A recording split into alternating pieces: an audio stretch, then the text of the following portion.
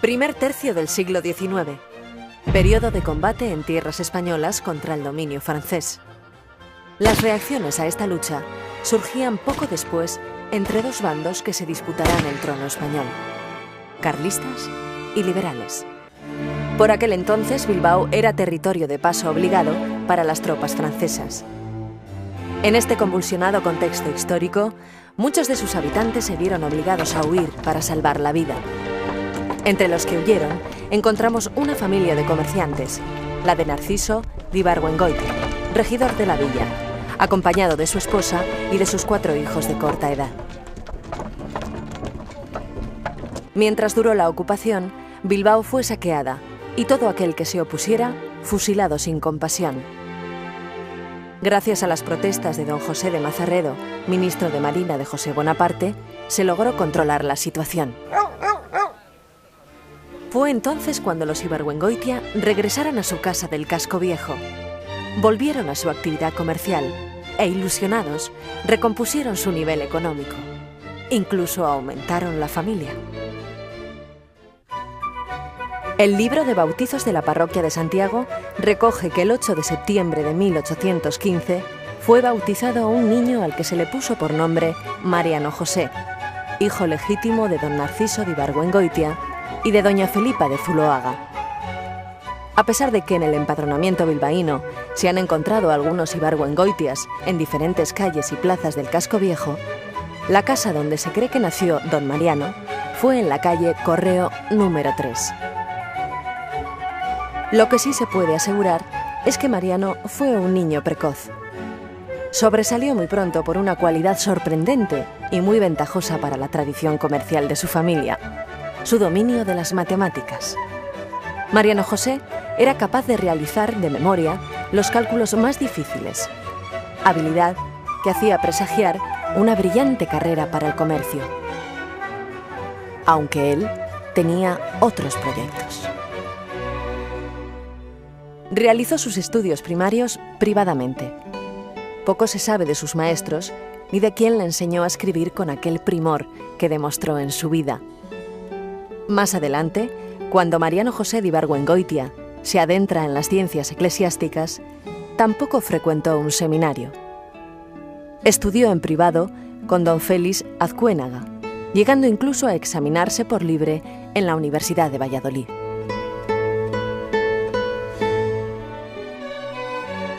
En 1839, Mariano José de Ibargüengoitia se encuentra en la Rabezúa y, en calidad de refugiado, solicita la admisión a la tonsura clerical para ser ordenado sacerdote.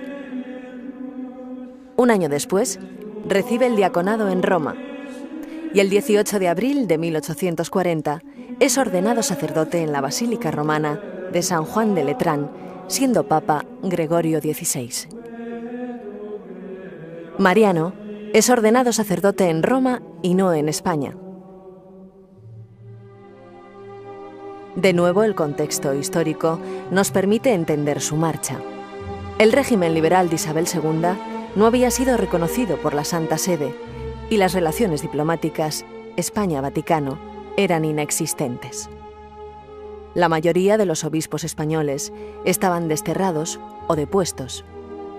Por eso Mariano se fue de España para ordenarse sacerdote. Recién ordenado, regresó a Bilbao, iniciando una etapa de actividad incesante. Ejerció su ministerio en la parroquia de San Antonio Abad, de la que será nombrado párroco el 27 de noviembre de 1858. En 1860, examinador sinodal, vocal de la Junta de Beneficencia en 1864 y párroco de Santiago en 1873.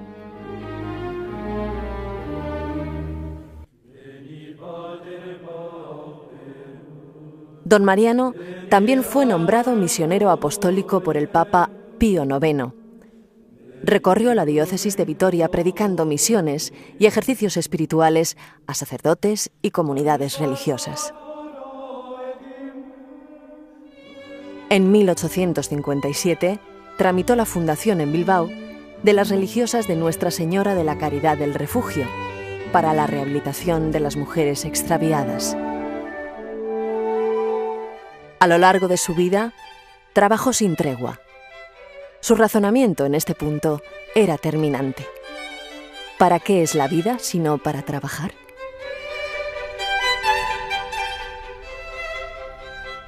Corría el año 1859. La llegada a Bilbao de las religiosas de la Cruz interesa a don Mariano José Ibargüengoitia. En 1871 interviene activamente en la fundación de las Siervas de Jesús de la Caridad, ayudando a Santa María Josefa Sancho de Guerra, la fundadora, y siendo el director y padre a redactar las constituciones. Siempre fue su consejero providencial. ¿Su Caridad ya ha preparado todo para el viaje? Sí, y tengo las señas del padre Ibargüengoitia, a quien usted y yo hemos de presentarnos al llegar. En ese caso, no me quedará otro remedio que seguir haciéndoles caso en esta locura. Pongamos en Dios nuestra esperanza.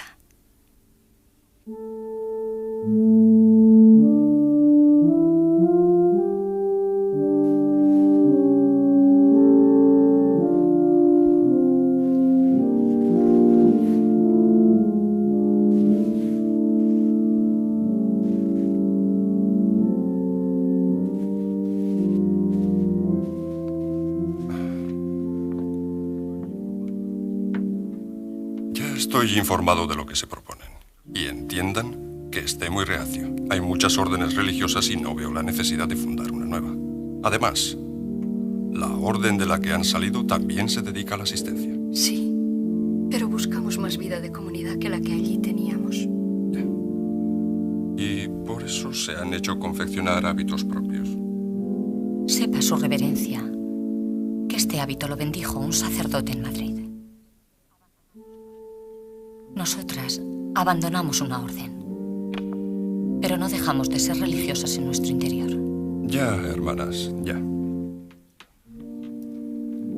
¿Y qué desean de mí exactamente? Que nos ayude a encontrar la voluntad de Dios y que preste su ayuda moral al instituto que queremos fundar. Nunca pensé llegar a tener tantas necesidades. Pero ya ve cómo el Señor me pone a prueba. Está bien. Les ayudaré a buscar una casa y procuraré que tengan asistencias. Pero antes, tenemos que asegurarnos que su entusiasmo no es solo superficial. Para ello estimo conveniente la realización de unos ejercicios espirituales que yo mismo dirigiré. ¿Están ustedes de acuerdo? Sí, padre. Lo que usted ordene lo aceptaremos como voluntad de Dios. Bien. Tendrán noticias mías.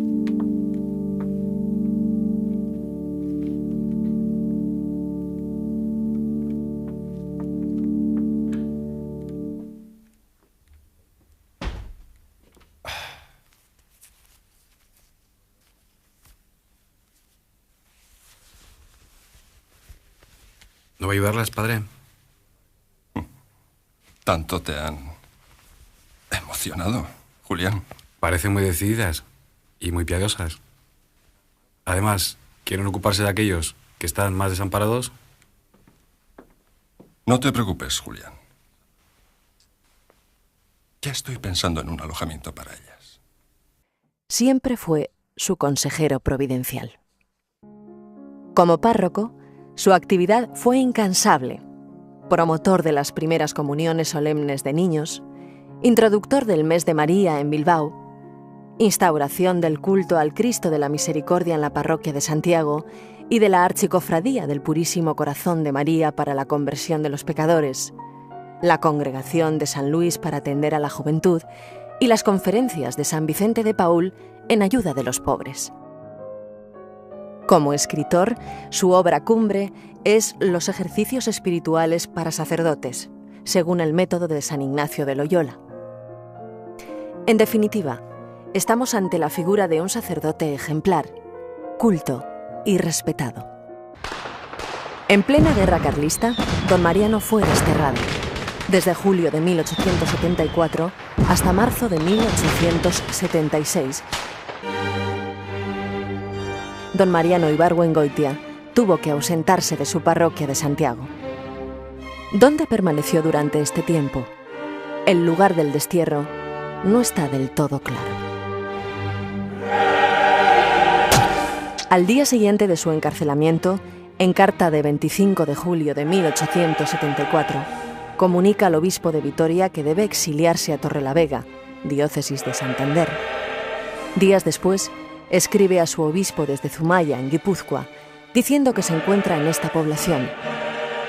Otras voces aseguraron que se marchó a Plasencia. Sin embargo, la tradición de las Siervas de Jesús señaló que estuvo desterrado en varios pueblos de Vizcaya: Hermo, Plencia, Elorrio y Durango, lugar este último al que acudía Santa María Josefa Sancho para entrevistarse con él. Finalizado su destierro, don Mariano se aferra al trabajo aplicando esa sabia máxima que le acompañó a lo largo de su vida: ¿para qué es la vida sino para trabajar? Durante esta nueva etapa, tras el destierro, presidió todas las obras de caridad y apostolado de Bilbao: catequesis en su parroquia, atención a las comunidades religiosas, horas de confesionario, turnos de ejercicios espirituales, misiones por los pueblos de Vizcaya, Álava y Guipúzcoa, que le dan una autoridad y prestigio enorme, convirtiéndole en director de almas y consejero de toda clase de personas. Sin perder su visión de persona práctica, don Mariano José de Ibargüengoitia llevó a cabo la reconstrucción de la fachada y la torre de la parroquia de Santiago.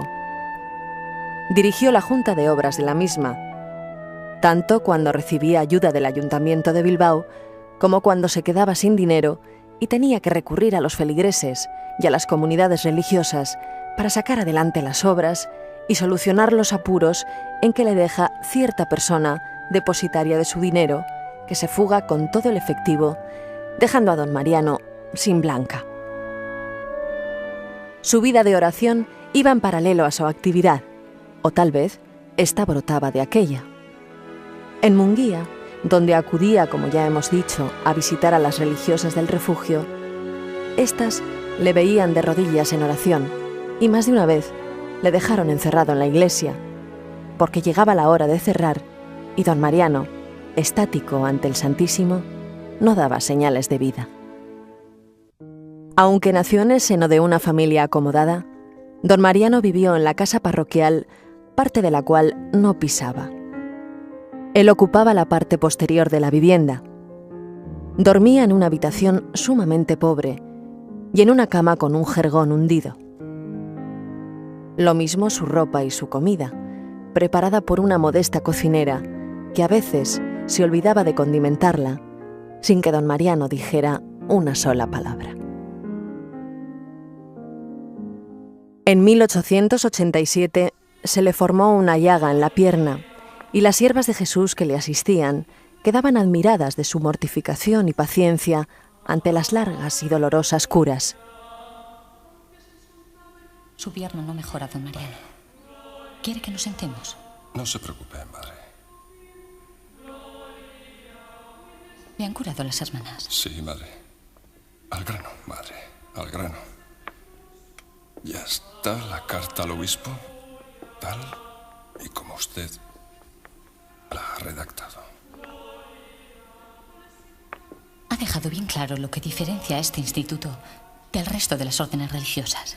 Sí, madre. La santificación de los enfermos y la salvación de sus almas. Sí, madre. ¿Usted cree que el Papa aceptará el instituto? Confiemos en el Señor, madre. Desde luego, padre. Qué poco hablador es usted.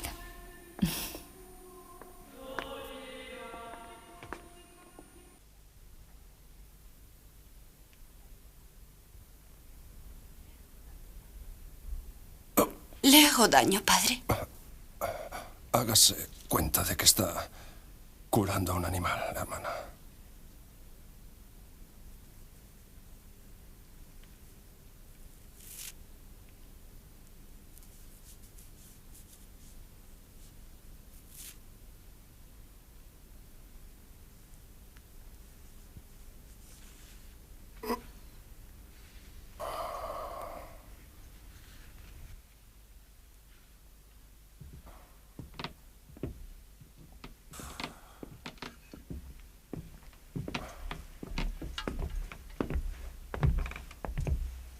¿Cómo se encuentra don Mariano?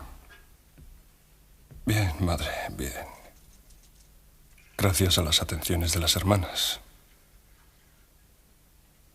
¿Son ellas las que irán a Miranda? Sí, padre. Sor Providencia será la superiora. Ahora enseguida bajo a confesarlas. Vayan con él. Pidan una bendición especial y hagan confesión general, como si fuera la última de su vida.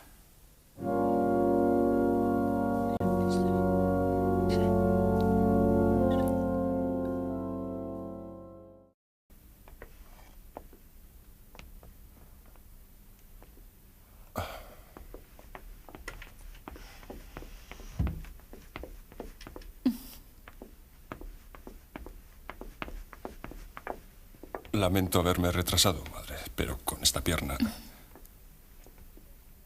Padre, he recibido esto de Roma. ¿De Roma? ¿Cuándo ha llegado? Hace 3 días. ¿Cómo no me ha avisado antes? Temí distraerle de sus obligaciones. Al menos la comunidad estará ya enterada. No, padre.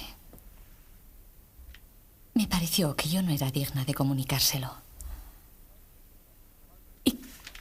Y que era usted a quien le correspondía. Albricias, madre. ¡Albricias, hermanas! ¡Albricias! El Santo Padre ha dado conformidad al instituto. Te Deum laudamus, hermanas. Te Deum laudamus. Te Deum laudamus. Te Deum laudamus. Te Dominum confidemus.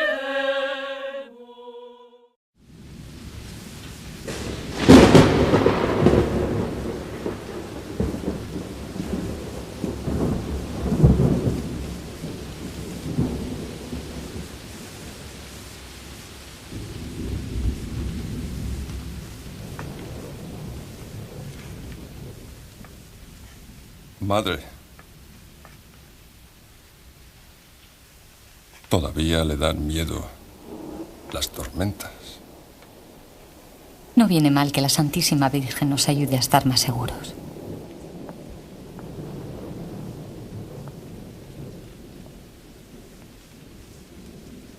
Me han dicho que se va de viaje, madre.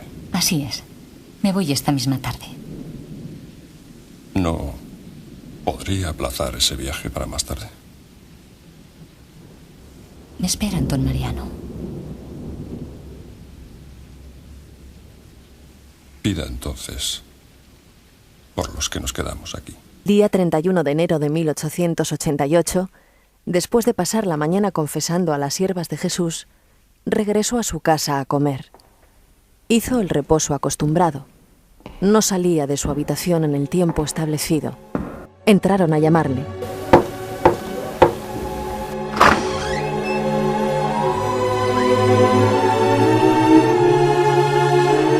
Don Mariano había muerto. Parece que tuvo el presentimiento, pues dejó sus cosas arregladas como para ello, y como si ultimara todos los negocios. El hijo de los comerciantes de Bilbao había cerrado el ejercicio de su vida con un balance positivo. La noticia de la muerte hizo que todo Bilbao lo aclamara como santo. Fue enterrado en el cementerio de Mayona, en las calzadas de Begoña.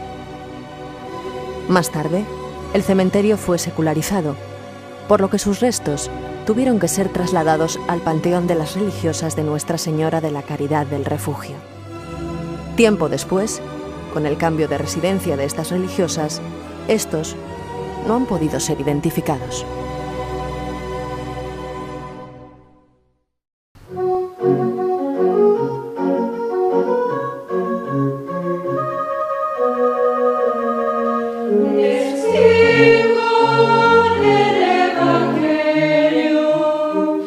siempre con